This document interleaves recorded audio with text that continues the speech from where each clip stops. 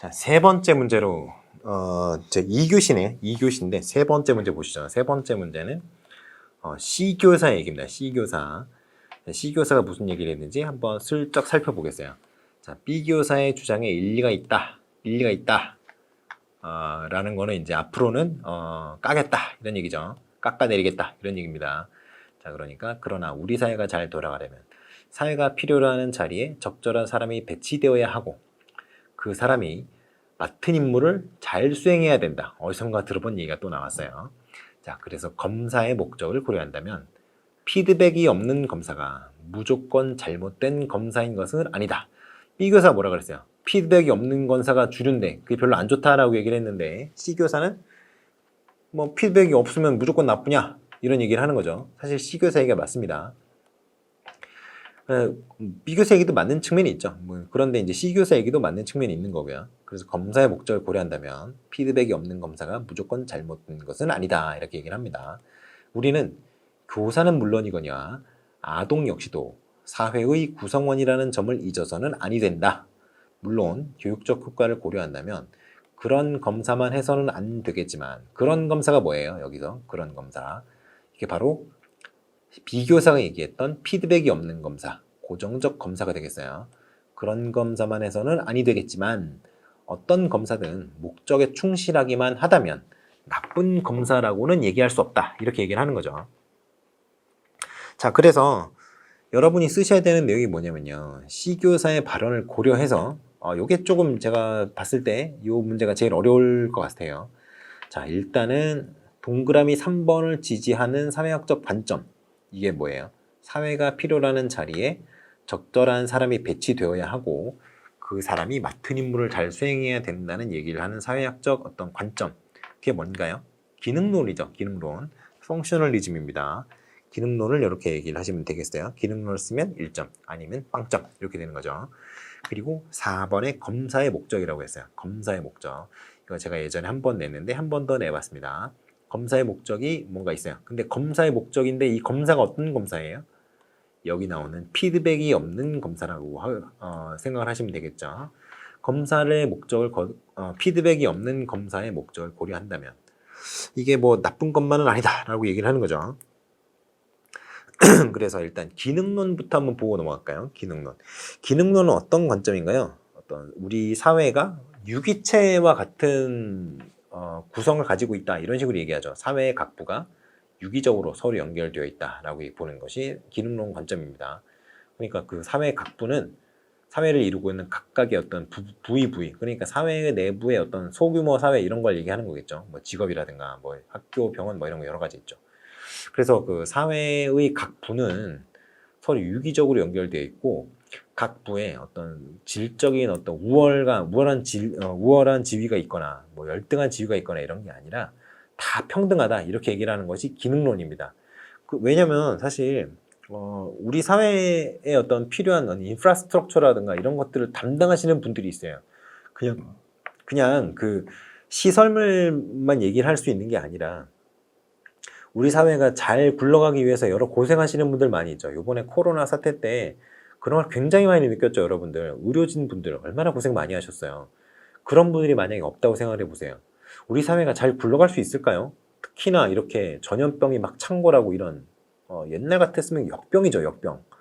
그런데 이런 병이 도는 상황에서 의료진 분들이 그 더운 날씨에 방호복 입어가지고 그 방호복 안에가 40도까지 올라가는 뭐 그런 날씨에 40도, 뭐 40 몇 도 이렇게 올라가는 날씨에도 그걸 꿋꿋이 입고 환자분들을 위해서 그 본인의 어떤 쾌적함을 다 포기하고 일을 해주셨잖아요. 그렇기 때문에 지금 이렇게 어느 정도 극복이 돼가는 상태라고 생각을 하는데 아무튼 그러한 분들은 우리 사회의 어떤 유기적인 우리 사회가 잘 돌아가기 위해서 그 자신이 맡은 소임을 다 하고 계신 그런 존경스러운 분들이죠.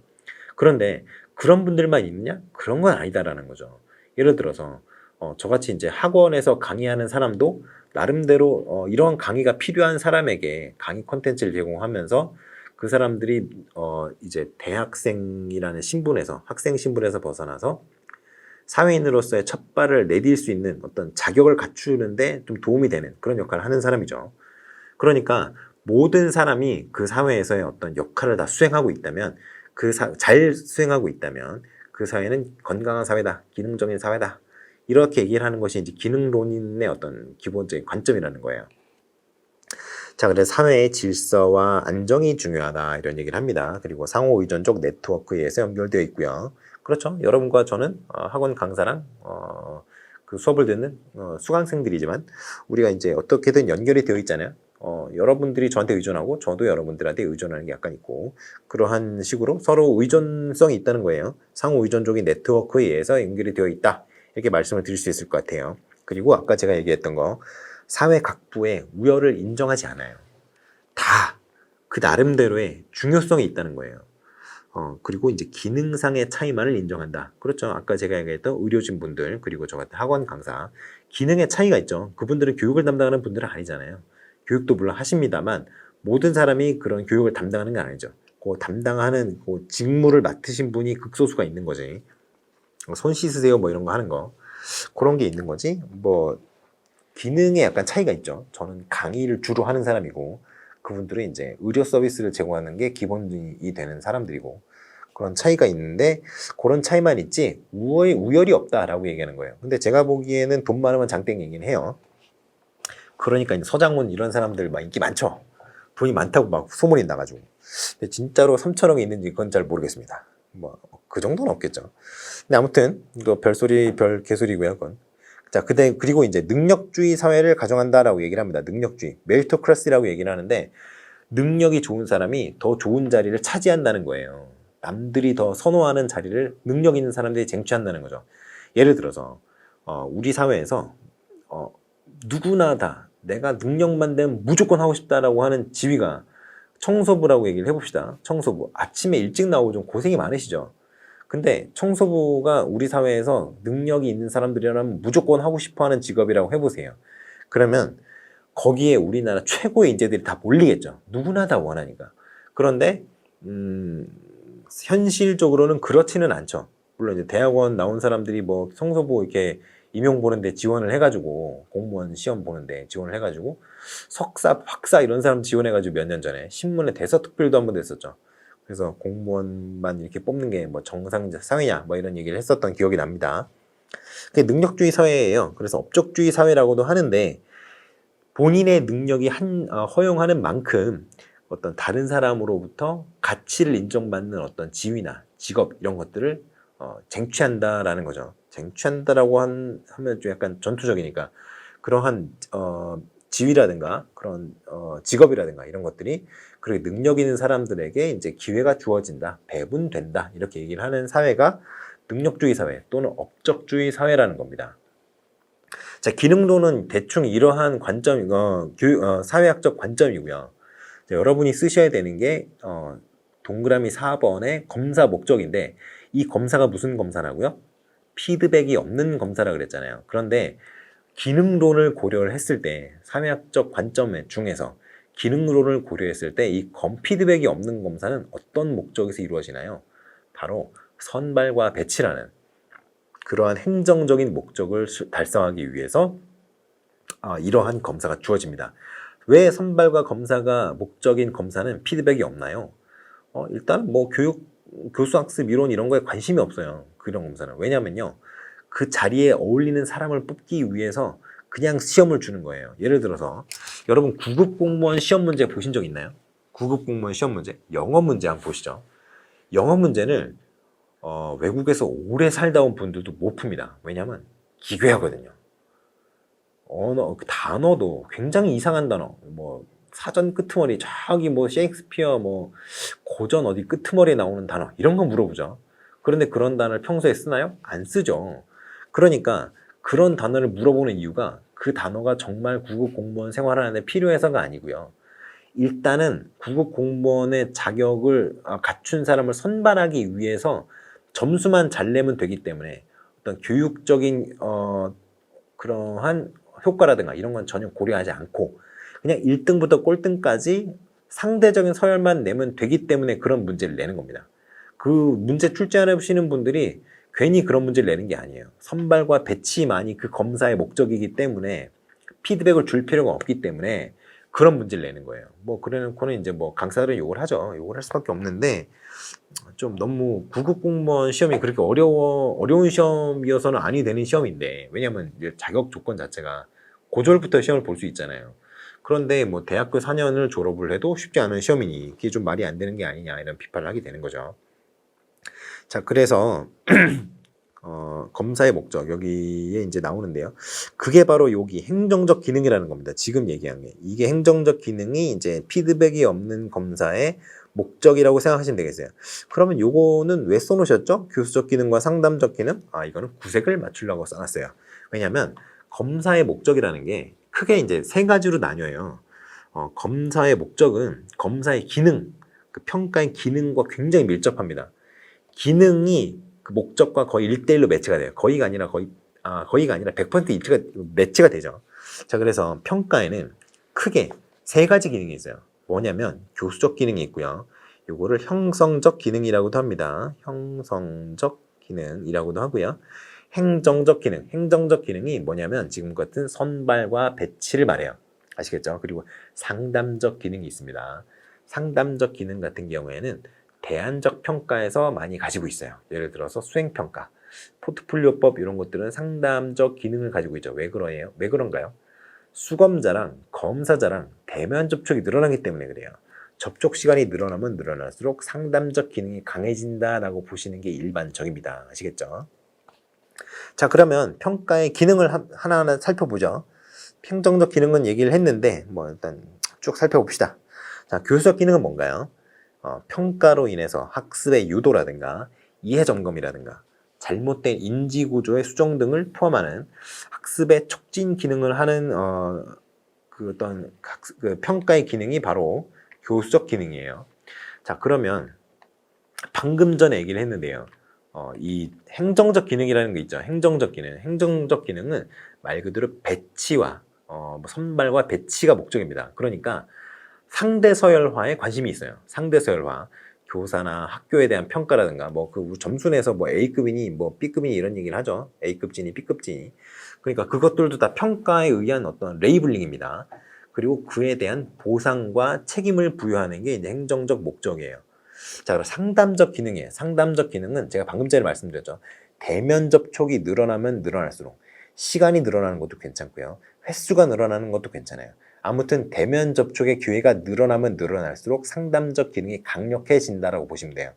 이게 학업 성적이라든가 심리 상태라든가 아동 개인의 어떤 가정 환경의 어떤 변화라든가 친구 관계, 교육 관계의 변화라든가 이런 것들이 선생님이 아이를 오래 만나고 있을수록 눈치를 채기 쉽거든요. 당연하죠. 그러니까 어떤 다양한 검사를 통해서 그런 자료를 획득을 하고 그거를 또 상담에 활용할 수도 있죠. 그런데 굳이 그거를 검사를 통하지 않더라도 일단 대면 접촉 기회, 대면 접촉 시간이 증가하면 증가할수록 상담적 기능은 평가의 상담적 기능은 강해진다라고 보시는 게 좋습니다. 아시겠죠? 그리고 그거 말고도 지금 두 번째 중에 한 번째잖아요. 첫 번째잖아요. 두 번째 거 보도록 가시죠. 요거는 좀 별개 문제인데요. 요거는 개론에 관련된 거라고 보시면 돼요. 자, 그러면 학습의 극대화가 있습니다. 학습의 극대화, 학습자의 교육 목적 달성도 평가, 그리고 학습자 간 개인차 확인. 이거 상대 서열화라는 얘기죠. 이게 바로 상대 서열화라고 하시면 되겠습니다. 그리고 교육의 질 향상. 이게 왜 그러냐면요. 교수학습 프로그램이라든가 교육자료 이런 것들이 얼마나 효과성이 있는지에 대해서 평가를 할 수 있기 때문에 그래요. 그렇기 때문에 교육의 질 향상에 굉장히 도움이 많은 그런 형태의 검사다. 이렇게 얘기를 할 수 있겠습니다. 그리고 교육 정책 및 의사결정을 위한 기초 제공. 이런 것들이 바로 이제 검사라는 거를 얘기를 했을 때 어떤 전반적으로 얘기할 수 있다는 거예요. 지금 여기서 얘기하는 그 피드백이 없는 검사의 기능 목적이 아니고요. 일반적인 얘기예요. 이거 일반론적인 얘기. 일반적인 이야기. 검사가 뭘 하나요? 라고 물어보면 이런 걸 답하면 된다는 거예요. 거기 맞게. 그렇게 얘기하시면 되고요. 그냥 검사의 행정적 기능 요거가 바로 아까 얘기했던 피드백이 없는 검사는 요거라고 생각하시면 돼요. 이거 다른 거 아니고 요런 거는 그 검사의 일반적인 어떤 기능이고 요거가 그 피드백이 없는 검사의 어떤 효과다, 효능이다, 기능이다 이렇게 생각하시면 되겠습니다. 자, 그리고 검사의 목적을 얘기를 했고요. 자, 그러면 여기까지 얘기를 했는데 지금 저희가 또 풀어야 되는 내용이 그러한 검사 목적을 달성하기 위해서 활용할 수 있는 평가 방법이 무엇이냐라고 물어봤어요. 자, 그래서 어떤 평가가 있을까요? 제가 아까 얘기했던 평가가 하나 있는데 고정적 평가의 하위 개념으로 뭐가 있다 그랬죠? 총괄평가 있다 그랬습니다. 총괄평가 또는 총합평가 그거 쓰면 돼요. 그래서 총괄평가랑 총합평가 이런 거를 쓰시면 된다 이런 얘기를 할 수 있겠어요. 그럼 이게 뭐니? 라고 물어볼 수 있을 거 아니에요? 그래서 그런 거를 한 줄 정도 기술해 주는 게 좋습니다. 총괄평가는 교수학습 종료 후에 이루어지는 평가로 학습자의 교수 목표 또는 교육 목표 달성 여부를 확인하기 위한 평가이다 이렇게 쓰면 돼요. 또는 교수학습 종료 후 이루어지는 평가로 당의 교수학습 프로그램의 전치 여부 의사결정을 할 때 자료로서 활용될 수 있는 어떤 결과를 결과를 도출하기 위한 검사다. 이런 식으로 쓰면 되는데 아무래도 요거 쪽이 여러분이 좀 외우시기가 좀 편하겠죠? 그렇죠. 그러니까 요거를 좀 잘 외워두시고 요것도 있다는 거는 잊지는 마세요. 요거를 물어보지는 않을 것 같은데 요거를 일단 알아두시고 요것도 이런 게 나오면 일단 총괄평가구나 라고 생각하시면 된다는 거 그렇게 얘기를 할 수 있을 것 같아요. 자, 그러면 지금 행정적 기능 이거를 얘기를 했잖아요. 그러면 그 전 거로 한번 잠깐만 돌아볼까요? 자, 기능론의 어떤 교육관과 학교관 지식관을 제가 좀 가지고 왔습니다. 이걸 모르시면 안 돼요. 왜냐면 교육의 기능이라는 게 어떤 걸로 정의가 되어 있는지 기능론에서 학교의 기능이 어떻게 정의가 되어 있는지 지식의 속성이 무엇으로 정의가 되어 있는지가 좀 중요할 수 있어요. 왜냐하면 요즘 시험 문제에서는 어떨지 이번 해 시험 문제가 어떨지는 모르겠습니다만 일반적으로 임용고시에서 어떤 갈등론적인 관점이나 포스트 모더니즘적인 관점이 어떤 큰 주제로 출제되기는 좀 어려워요. 다른 주제가 있으면 그거와 비교되는 개념으로 이것과 이것의 차이점을 쓰시고 장단점을 쓰세요 이런 식으로는 물어볼 수 있는데 공립학교 교사를 뽑는 시험이기 때문에 공립학교 따위 필요 없어 사립학교 교육 이런 거 하는 127 이런 얘기하는 그런 거를 물어보기는 쉽지 않거든요. 그렇기 때문에 알아두시는 게 좋기는 합니다만 아무튼 그렇다는 거죠. 그래서 기능론을 좀 더 알아두시는 게 좋다 이런 말씀을 드릴 수 있습니다. 자, 교육의 기능이 뭐가 있냐면요. 이건 반드시 알아두셔야 돼요. 반드시 알아두세요. 교육의 기능 굉장히 중요합니다. 일단 사회화 기능이 있어요. 사회화 기능 중에는 보편사회화가 있고요. 특수사회가 있어요. 요거는 나중에 기회가 되면 설명을 해드릴게요. 그리고 지금 말했던 이제 선발과 배치죠. 이게 바로 능력주의 사회, 메리토크라시에 관련된 얘기죠. 그리고 사회의 유지 발전. 왜 유지 발전이 돼요? 사회 각부가 유기적으로 연동이 되어서 기능하기 때문에 사회의 어떤 유지 발전에 기여가 된다라고 얘기를 하는 거죠. 자, 학교의 기능이 뭐예요? 학교의 기능. 당연히 지식이라든가 기술이라든가 가치 규범을 전달받는 또는 전달하는 그런 장소가 바로 학교예요. 그런데 학교에서는 어떤 활동이 이루어지나요? 여러 가지 활동이 있는데 가장 대표적인 활동이 교육활동이죠. 교육활동. 그래서 교육활동을 해서 그 교육의 결과가 굉장히 훌륭한 사람들 같은 경우에는 계층 이동을 할 수가 있었죠. 예전에 제도적으로. 뭘로? 예를 들어서 사법고시, 행정고시 이런 걸로 계층 이동을 할 수 있었죠. 비루한 고시생에서 단숨에 사무관이 되는, 사무관 5급이잖아요. 5급이면 고위 공무원이 됩니다. 3급부터는 고급 공무원이라고, 고위 공무원이라고 얘기를 하죠. 단숨에 그 어떤 9급, 10급도 안 되는 그런 그냥 비루한 고시생에서 5급 사무관이 돼요. 이게 얼마나 놀라운 어떤 신분의 변화입니까? 그러한 어떤 제도적인 장치가 있었죠, 예전에는. 지금은 그런 것도 다 걷어차 버릴 수 없습니다만. 자, 그래서 학교에서 교육을 잘 받으면 계층 이동의 사다리로 기능할 수 있다라는 거죠.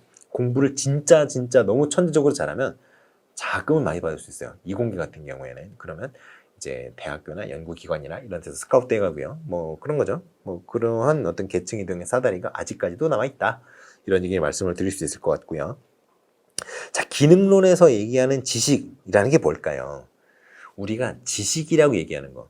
지금 저는 여러분한테 지식을 전달하고 있겠죠? 그렇죠. 제가 말하는 게 저 혼자만의 학설이 아닌 거죠. 그러면 내가 이렇게 여러분들한테 얘기를 하는 게 지식이라고 가정을 했을 때, 제가 지금 전달하는 내용이 기본 전제가 뭔가요? 누구나 다 이 교육학에 관련된 어떤 학자들이라든가 공부하는 사람들이 다 동의한 내용이라는 거예요.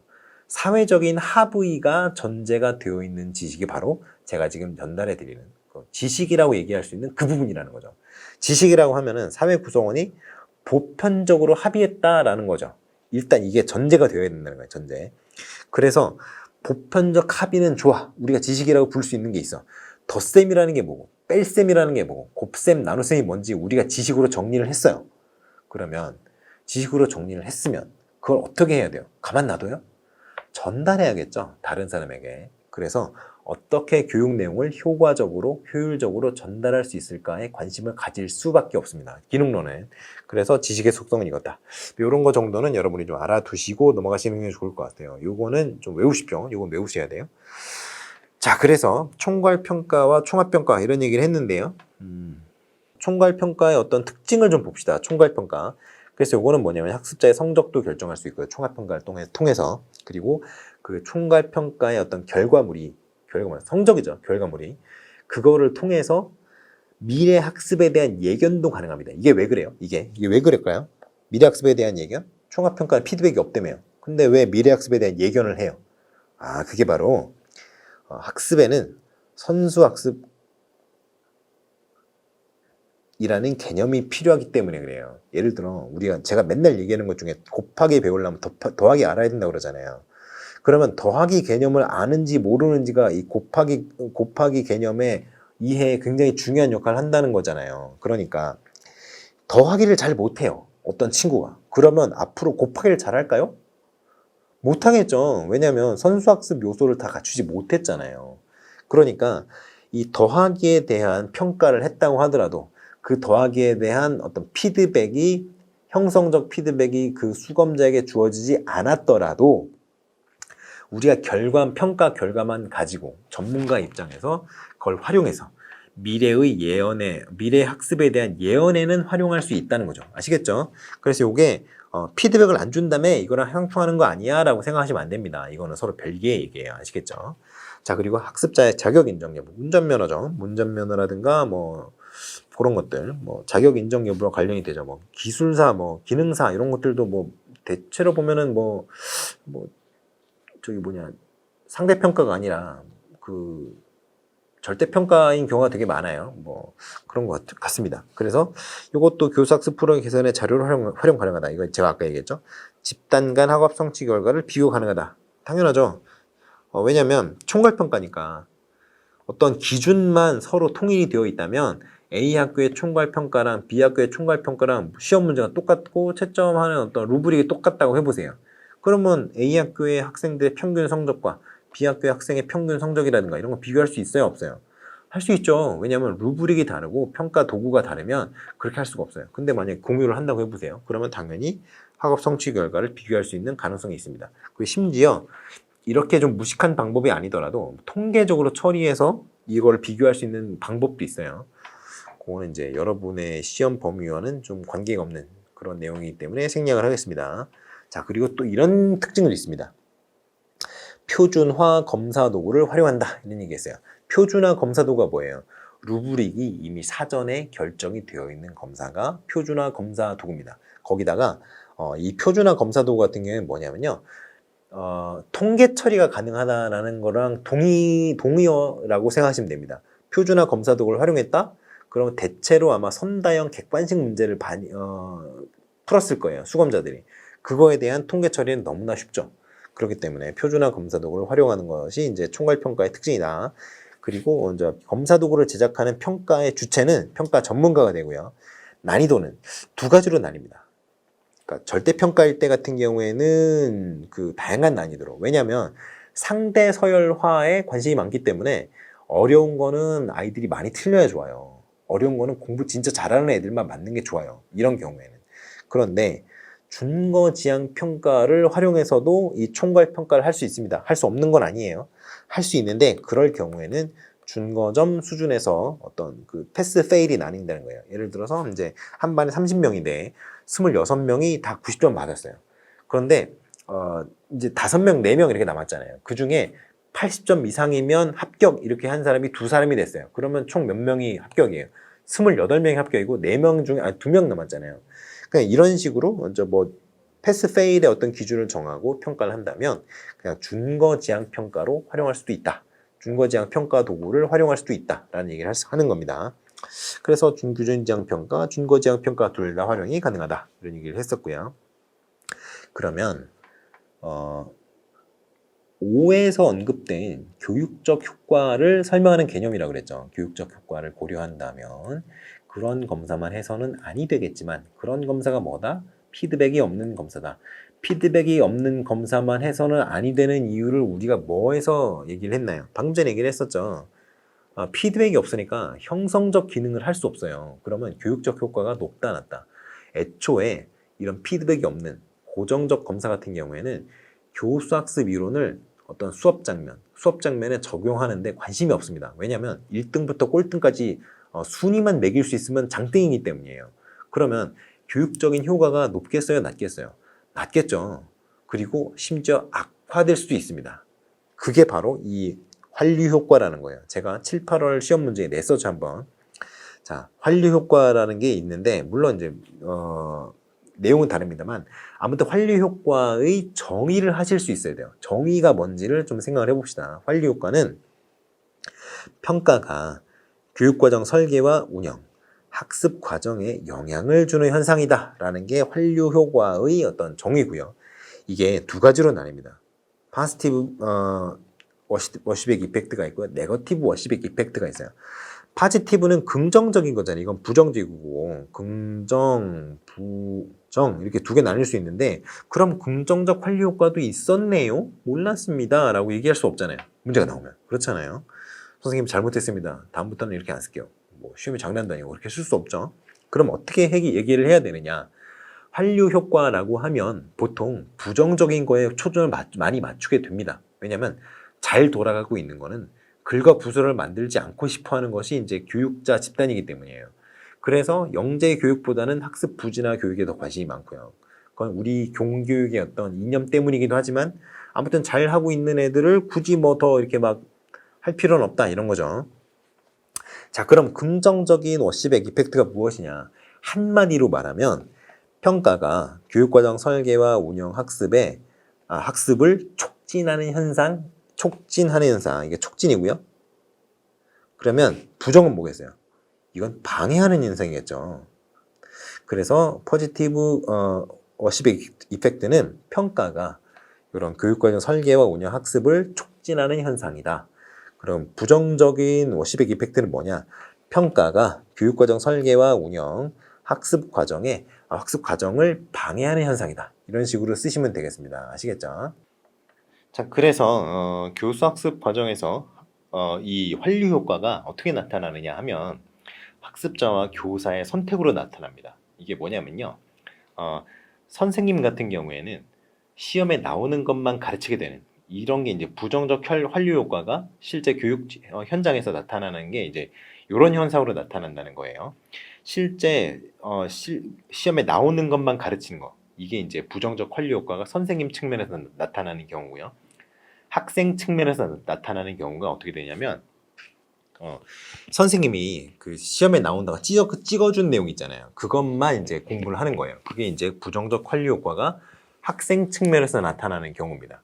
그래서 그 여러분 이런 질문 해보신 적 있을 거예요. 그 선생님이 뭐 막 얘기를 해주는데 막 이런 질문하는 애들 있죠. 선생님 시험에 나와요? 이런 거 물어보는 애들이 있죠. 그게 바로 부정적 환류 효과가 학생 측면에서 나타나는 경우가 바로 이런 겁니다. 아시겠죠? 자, 그래서 이렇게 나타나고요. 그리고 체계적 타당도라는 게 있어요. 그 체계적 타당도를 뭐라 그랬잖아요. 체계적 타당도를 이제 교육평가 공부하시다 보면 접하실 수가 있는데요. 그냥 모르고 넘어가시는 분들도 많은데 체계적 타당도가 뭔지 그냥 제가 관련이 있으니까 환류 효과랑 관련이 있으니까요. 설명을 좀 드리고 넘어갈게요. 체계적 타당도라는 게 시스테믹 validity라고 해요. 시스터매틱이 아니고요. 시스테믹 validity라고 하는데 이게 뭐냐면요. 어떤 평가를 실시함으로써 그 체제, 시스템이죠. 시스템 전체에 교육적 이점이 있었는지를 평가하는 타당도예요. 이게. 그러니까 이게 어떤 평가에 그러니까 여러분들이 이제 어떤 시험을 봤어요. 시험을 보는데 그 시험을 봤을 때 그게 그 전체가 그러니까 예를 들어 학교의 학생들도 어떤 시스템의 안에 있는 사람인데 그거를 좀 범위를 넓혀 보면 그 지역 어떤 지역 교육청이 담당하는 그 전체적인 그 범위가 있죠. 그 영역이 있죠. 그리고 나아가서는 국가 전체에도 그 시스템으로 그런 어떤 평가로 인해서 어떤 교육적 이점이 있었는지를 평가하는 게 바로 체계적 타당도예요. 예를 들어 국가 수준에서의 어떤 평가의 대표적인 것들이 수학능력 시험이죠. 수학능력 시험. 그 수학능력 시험이 체계적 타당도를 평가할 수 있는 그 대상이 됩니다. 왜냐하면 수학능력 시험으로 해서 우리가 어떠한 어떤 교육적 이점을 누렸는가 이거는 충분히 판단할 수 있는 그런 대상이죠. 그래서 평가의 시행과 그 결과에 의해서 발생할 수 있는 어떤 교육적이나 사회적인 파급 효과를 강조하는 입장에서 이러한 체계적 타당도를 얘기를 하기도 하는데요.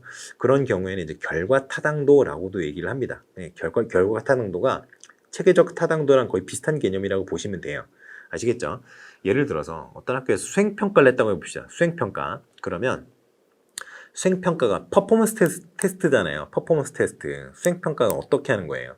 아이들이 실제 어떤 문제를 해결하는 과정이라든가 그런 것들을 평가자가 직접 관찰하고 그 관찰 결과를 토대로 평가를 하는 게 이제 수행평가잖아요. 그런데 이 평가 이후에, 수행평가를 도입한 이후에 굉장히 교육적으로 긍정적 효과가 있었다고 합시다. 그러면 수행평가는 체계적 타당도가 높겠어요? 낮겠어요? 높겠죠. 그렇죠. 그런데 어떤 평가가 있는데 그 평가가 어떤 평가를 하는데 그 평가 준비를 하느라 선생님도 그렇고 학생들도 그렇고 뭐 수업에 소홀하게 된다고 해봅시다. 그러면 그 평가 같은 경우에는 체계적 타당도가 낮은 거예요. 수업을 해야 되는데 수업을 못했으니까 그런 거죠. 선택형 학력검사 있잖아요. 옛날에 많이 봤었던 뭐 지금도 하고 있죠. 학력검사. 그 수능 같은 경우 선택형 문제가 많이 나오는 선다형 문제가 많이 나오는 대표적인 학력검사인데 옛날 그 어떤 선택형 문항 같은 경우에는 지금보다 훨씬 더 암기 문항에 치중했었어요. 예전에는. 그런데 그 암기가 저는 굉장히 좋은 어떤 학습 방법 중에 하나라고 생각을 합니다만 암기가 완전히 좋다라고는 할 수 없죠. 암기가 무조건 좋을 리는 없잖아요. 어떤 평가든 어떠한 교육 방법이든 일장일단이 있는 거예요. 그렇기 때문에 단순한 지식의 암기만으로는 좀 한계가 있죠. 저는 그러한 단순 지식의 암기도 굉장히 중요하다고 믿는데, 그리고 이제 현대 심리학과 뇌과학에서는 그 단순 지식의 암기가 굉장히 중요하다라고 여러 차례 결과가 나오고 있어요. 그렇기 때문에 굉장히 중요한데 그것만 해서 되느냐? 그건 아니라는 거죠.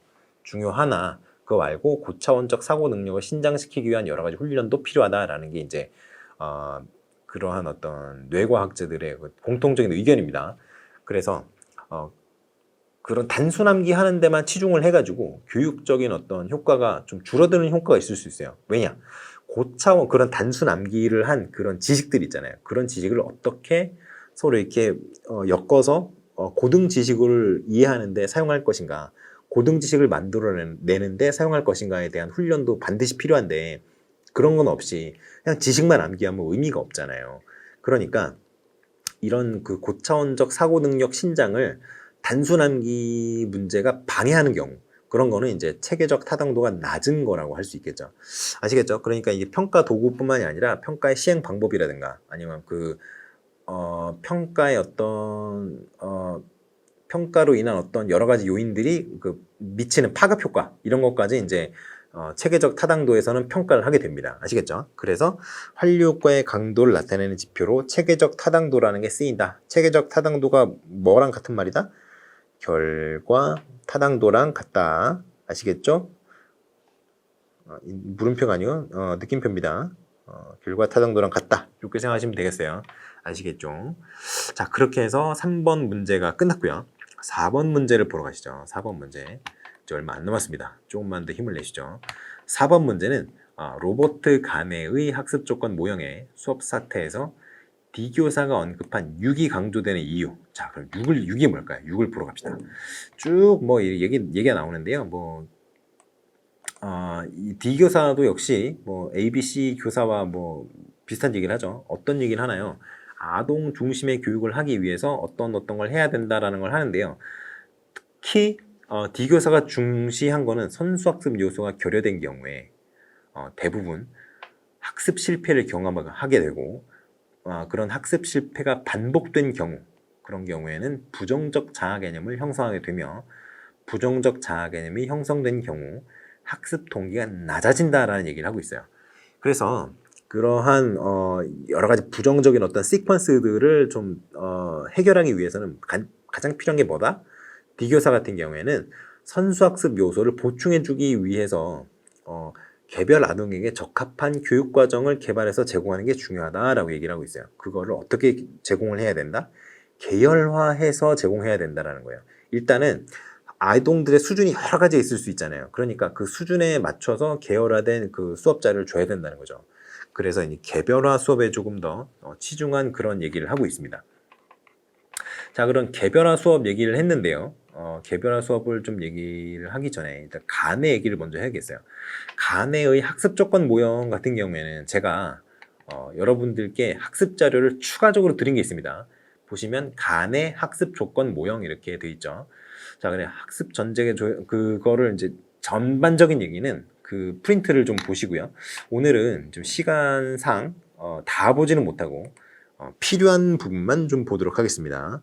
자, 간의 학습 조건 모형의 수업 사태와 수업 사태에서 6번이 강조되는 이유라 그랬는데요. 6번이 뭐냐면 개별 아동에게 적합하도록 교육 과정을 계열화해야 된다라는 내용인데요. 간의 학습 조건 모형에서 개별 아동에게 적합한 계열화된 교육 과정을 강조하는 이유를 물어봤어요. 자, 이게 왜 그러냐면 일단은 간의 학습 조건 모형이 기본적으로 두 가지 사태로 조합이 되어 있다는 것부터 출발을 해야 됩니다. 간에는 학습 사태를 두 가지로 나눠요. 두 가지로 나눕니다. 학습은 뭐랑 있어요. 가르치는 그 장면이 있고요. 배우는 장면이 있죠. 그렇기 때문에 학습 사태를 학습 사태 그리고 사실 이제 교수 사태라고 봐야죠. 교수 사태를 학습 사태와 수업 사태로 나눈다고 이해를 합시다. 그러니까 학습 사태 같은 경우에는 아동들이 학습을 하는 거고요.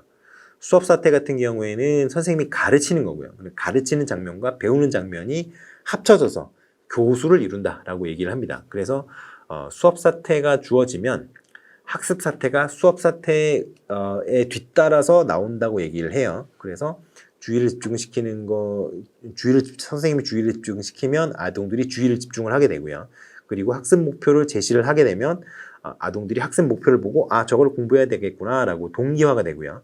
사전 지식의 어떤 선수학습이죠. 선수학습 요소의 어떤 재생, 장기 기억으로부터의 재생이라든가 인출이라든가 이런 게 있으면 이런 걸 촉진을 하게 되면 아동들이 자기가 갖고 있던 기억에서 스키마에서 그런 거를 꺼내서 이제 활용을 하려고 하겠죠. 그러니까 장기 기억으로부터 작동 기억으로 재생 또는 인출이 이루어집니다. 그렇게 수업 사태가 일어나면 그 수업 사태에 따라서 학습 사태가 뒤이어 나와요. 그게 이제 간회가 얘기하는 그 교수 사태의 어떤 전반적인 틀입니다. 아시겠죠? 그런데 준비 단계에서 수업 사태에서 D교사 준비 단계 수업 사태에서 이 계열화가 중요하다는 이유가 있어요. 왜 그러냐면요. 기본적으로 수업 사태 같은 경우에 여기 그냥 나온 거 그냥 쭉 보시고요. 모든 지식이 위계적으로 구성되어 있다고 보기 때문이에요. 근데 왜 그러느냐? 수업 같은 경우에는 개개인의 학습에 직접적으로 영향을 줘요. 그렇잖아요. 그렇기 때문에 그런데 아동들의 선수학습 정도는 다 다르단 말이에요. 그러면 이 수준에 있는 애랑 이 수준에 있는 애랑 알고 있는 게 다르잖아요. 그러면 동일한 내용을 가르치더라도 이 수준에 있는 아동은 이만큼은 선수학습 요소로 갖고 있어요. 그렇잖아요. 근데 이 수준에 있는 아동은 선수학습이 없는 거예요. 그러면 동일한 학습 내용을 가르치더라도 이 정도의 선수학습을 갖고 있는 애들은 그 전에 거는 알고 있으니까 더 줄 필요가 없잖아요. 그러니까 요 단계별로 굉장히 세분화해서 학습자를 만들어 놓은 다음에 그 필요에 따라서 학습 자료를 제공해 주는 거죠. 그렇게 하는 어떤 계열화 수업, 개별화 수업, 이게 이제 가네가 얘기했던 학습 조건 모형에 가깝기 때문에 그렇기 때문에 이제 모든 지식이 그 개별 아동에게 적합한 그 계열화된 교육 과정, 이게 중요하다라고 얘기를 하는 겁니다. 아시겠죠? 자, 그래서 이제 그렇게 얘기를 하시면 되고요. 그리고 두 번째, 여러분이 쓰셔야 되는 게, 그러면 계열화가 중요하다고 했어요. 모든 학습자에게, 개별 학습자에게. 그러면 그걸 계열화하는 원리가 있을 거 아니에요. 그 두 가지를 쓰시면 됩니다. 자, 첫 번째 이겁니다. 선행 단계에서 후행 단계 순서로 습득되도록 해야 됩니다. 왜냐하면 선수학습 요소가 갖춰진 다음에 그 선수학습 요소가 갖춰짐으로써 비로소 학습을 할 수 있는 후행 학습 단계가 있는 거예요. 그렇기 때문에 선행 단계, 후행 단계 순서로 구성이 되어 있어야 합니다. 너무나 자연스럽고 당연한 얘기죠. 하지만 이거를 이렇게 자연스러운 것들을 말로 쓰려고 하면 굉장히 어려운 경우가 많아요. 그러니까 이런 것들은 잘 외워두시는 게 좋습니다. 자, 이게 첫 번째고요. 두 번째 거. 학습 과제의 구체적인 세분화가 필요하다. 뭉뚱그려서 대충 이 정도 하면 안 된다는 거예요. 이 정도 학습 수준에 있는 학습자라면 어떤 성수학습 요소가 부족한 학습자를 이렇게 그 정도 수준이라고 정의한다. 이것부터 시작을 하는 거예요. 학습자의 선수학습 수준에 따라서 학습자의 어떤 레벨을 나누는데 그걸 어떠한 요소가 부족한 경우 어떤 레벨에 포지션시킨다. 이거를 정의를 하고 그 이후에 그 선수학습 요소, 부족한 선수학습 요소에 맞춰서 계열화된 학습 자료를 제시를 하는 거예요. 그렇기 때문에 이게 이제 학습 과제를 구체적 세분화하는 게 중요하다라고 얘기를 하는 겁니다. 이 두 가지가 굉장히 중요해요. 그래서 여러분께 물어본 계열화 원리는 이 두 가지예요. 선행 단계와 후행 단계 순서, 선행 단계에서 후행 단계 순서로 계열화가 되어 있어야 되고, 두 번째, 계열화가 굉장히 구체적으로 세분화되어 있어야 된다는 거예요. 자, 그래서 학습 과제의 세분화 시 학습 위계 그리고 학습자의 능력에 대해서 고려가 필요하다, 이런 얘기를 했었죠. 학습 위계가 뭐냐면 바로 그 선수학습 요소가 어느 정도로 갖춰져 있는지, 어떤 선수학습 요소가 갖춰져 있고 어떤 선수학습 요소가 불비한지, 그런 거에 대한 판단이라는 거죠. 자, 그렇게 해서 간의 학습 조건 모형은 이렇게 문제를 위해서는 이 정도만 아시면 되겠어요. 자, 그래서 나머지 내용들은 여러분들이 좀 읽어보시는 걸로 하고요. PPT에 나와 있는 내용이 여러분께 나가는 그 학습 자료에 다 들어있으니까 PPT 내용을 미처 다 보지 못했다고 슬퍼하지 마시고 학습 자료를 보시면 되겠어요. 자, 그러면 오늘 공부 이제 좀 오래 하셨는데 마지막으로 정리를 간단하게 하고 오늘 마무리를 짓도록 하겠습니다. 자, 그러면 제일 첫 번째 물어본 게 뭐였죠? 아동 중심 교육 철학이었는데요. 결국에는 루소가 얘기했던 자연주의 교육 철학. 그러니까 뭐예요? 주관적 자연주의에 가깝다라고 얘기를 했습니다. 그 주관적 자연주의의 인간의 세 가지 교사는 뭐라고요? 자연, 사물, 인간인데 자연과 사물은 변화시키기 어려우니 인간에 의한 교육을 좀 자연에 의한 교육, 그리고 사물에 의한 교육에 적응시키도록 하는 것이 좀 낫지 않겠느냐, 이러한 차원에서 루소가 이제 자연주의, 합자연의 원리 이런 걸 주장을 했다, 이런 얘기를 했습니다. 그런데 자연주의 교육 원리, 루소의 자연주의 교육 원리는 두 가지가 크게 있다고 그랬어요. 하나가 주관적 자연주의, 지금 얘기한 거. 그리고 두 번째가 소극 교육론. 그래서 교사는 모든 학생들이 자신의 본성을 간직한 채, 그리고 그 본성을 유지한 채 사회의 기존 틀에 잘 적응할 수 있는 인간으로 자라날 수 있도록 조력해야 된다. 이것이 이제 두 가지 자연주의 교육 철학의 원리라고 했습니다. 그런데 그것이 비판을 받는 이유가 여러 가지가 있다고 그랬어요.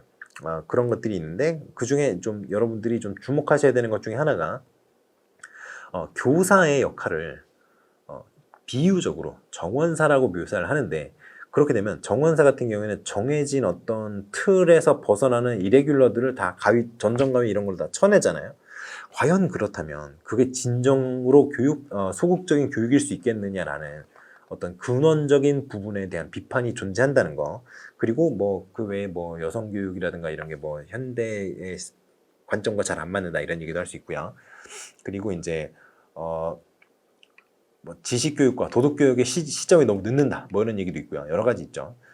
자, 그래서 뭐 또 그런 얘기도 있죠. 그 사회계약론 얘기를 하면서 제가 그런 얘기 했었죠. 그 인간과 사회가 무조건 대립하느냐? 무조건 대립한다. 이것이 이제 루소의 관점이고요. 하지만 우리가 실제로 쭉 보니 인간과 사회가 무조건 대립하는 것만은 아니다라는 게 우리 결론이다. 이런 식으로 해서 좀 비판받는 부분이 있다. 이런 얘기를 했습니다. 자, 그리고 두 번째 문제가 이제 고정적 검사였죠. 이거는 총괄평가라고 쓰면 된다, 안 된다? 안 된다고 했습니다. 평가에 피드백이 주어지지 않는다 그래서 무조건 총괄평가라고 하시면 안 돼요. 총괄평가가 고정적 평가의 한 종류로 생각하셔야 됩니다. 아시겠죠? 고정적 평가고요. 결과 중심의 평가라고 했습니다. 그래서 고정적 평가의 특징을 역동적 평가와 비교해서 같이 알아두시는 게 좋습니다. 그거는 학습 자료에 들어있어요. 그거를 좀 살펴보시면 되고요. 제가 제일 중요시하는 부분이 고정적 평가는 과거지향적 평가고요. 역동적 평가는 미래지향적 평가라는 겁니다. 두 번째가 고정적 평가의 평가 상황은 변하지 않는, 불변해, 통제된 실험실 상황이라는 거. 역동적 평가는 평가 상황이 의도적인 교수 활동이 주어질 수 있는 약간 유동적이고 굉장히 역동적인 어떤 그런 변화가 가능한 그런 평가 상황이 주어진다는 거.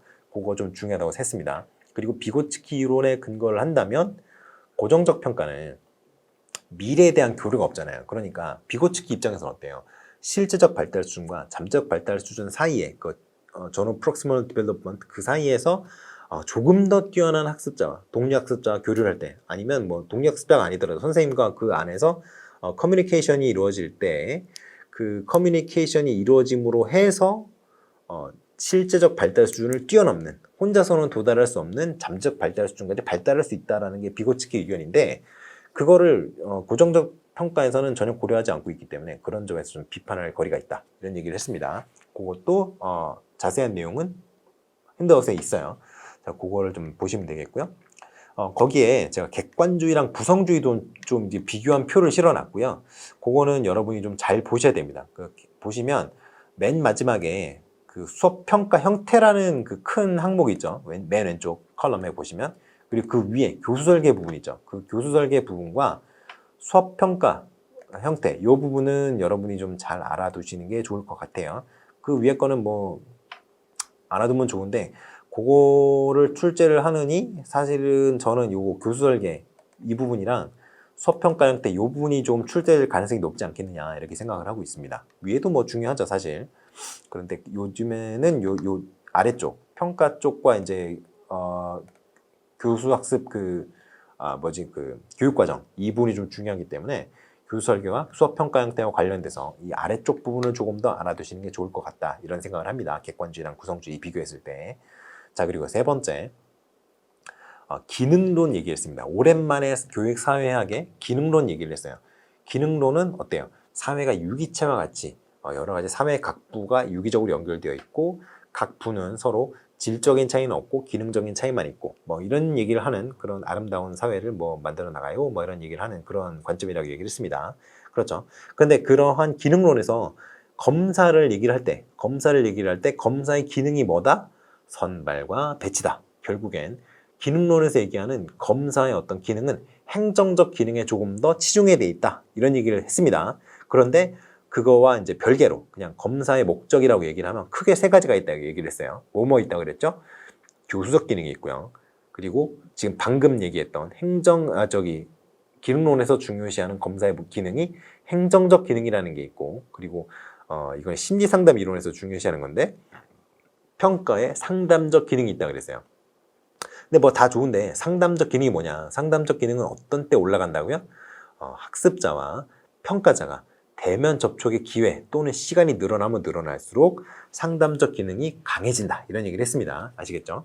그리고 그 외에도 뭐 학습의 극대화 기능이라든가 뭐 이건 학습의 극대화 뭐 이런 것들은 다 워시백이랑 관련이 있는 거죠. 그래서 워시백을 나중에 냈는데요. 아무튼 뭐 교육의 질 향상이라든가 학습자 간 개인차를 확인하는 거라든가 이런 여러 가지 목적이 있다. 그런 얘기를 했습니다. 그래서 기능론의 교육관, 학교관, 지식관 이런 것도 제가 핸드아웃에 좀 실어놨고요. 자, 그리고 이제 행정적 목적을 달성하기 위한 평가 방법 뭐가 있다고 그랬어요? 바로 총괄평가죠. 여기서 총괄평가가 나오는 겁니다. 왜냐하면 총괄평가, 종합평가가 나오는 이유가 여기서 왜 아까는 고정적 평가로 했는데 여기서는 총괄평가, 종합평가라고 하느냐. 그게 바로 피드백이 주어지느냐 안 주어지느냐에 좀 초점을 맞추는가, 이게 바로 중요한 겁니다. 그래서 피드백이 안 주어지는 거에 초점을 맞춘다 그러면 고정적 평가로 보셔야 되고요. 그게 아니라 행정적 기능이다 그러면 총괄평가에 좀 더 초점을 맞추시는 게 좋습니다. 아시겠죠?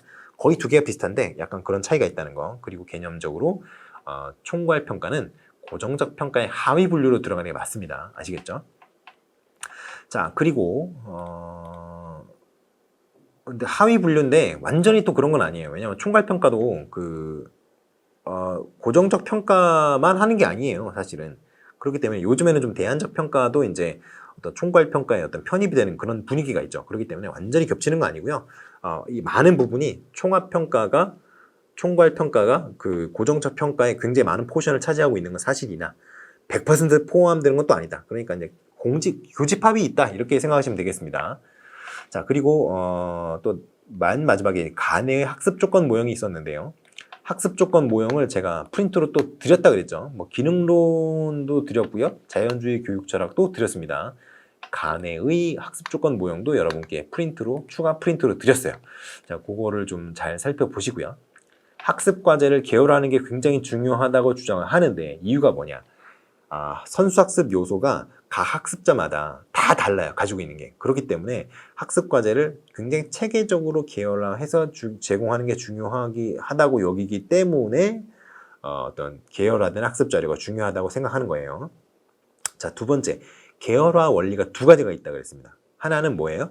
선행 단계에서 후행 단계의 순서로 제공이 되어야 된다는 점. 당연한 건데 쓰라 그러면 못 써요. 이런 거 잘 알아두세요. 아셨죠? 두 번째, 그리고 그렇게 세분화를 할 때 뭉뚱그려서 하면 안 되고요. 구체적으로 세분화를 해야 된다는 거. 이 두 가지가 좀 중요한 어떤 그 학습 과제의 계열화 원리라고 했습니다. 아시겠죠? 자, 그래서 교수 사태를 이제 어떻게 나눈다고요? 교수 사태를 수업 사태, 선생님이 가르치는 거. 선생님이 수업 사태를 어떤 유도를 하면, 수업 사태를 제공하면 그거에 뒤따라 나오는 게 뭐라고요? 학습자의 학습 사태입니다. 그러니까 외적 과정, 내적 과정 이렇게 얘기를 해요. 그게 뭐냐면 외적 과정 같은 경우는 학습자 외부에서 일어나는 과정이라는 거예요. 학습자 외부 누구죠? 선생님이죠. 그리고 학습자 내부, 그러니까 학습자 내부니까 학생이죠. 그래서 내적 과정이라고 하는 거예요. 외적 과정이 주어지면 그 이후에 따라 나오는 게 내적 과정이에요. 아시겠죠? 그 두 개를 바꿔서 생각하시면 안 됩니다. 순서를 바꿔 생각하면 이상해요. 논리적으로 안 맞죠. 주의를 이미 집중을 하고 있는데 주의를 집중을 시켜요? 말이 안 되잖아요. 이미 동기하고 되어 있는데 그제서야 학습 과제를 제시를 합니까? 아니죠. 먼저 수업 사태가 주어지면 그거에 의해서 학생들이 반응을 보이는, 그러니까 자극과 반응 관계와 비슷하다고 생각하시면 돼요. 선생님이 수업 사태를 제공을 하고요. 학생들은 그거에 반응해서 학습 사태로서 반응을 하게 됩니다. 아시겠죠? 그러한 순서로 되어 있다. 이런 얘기를 좀 드리면서 오늘 마무리를 하면 될 것 같습니다.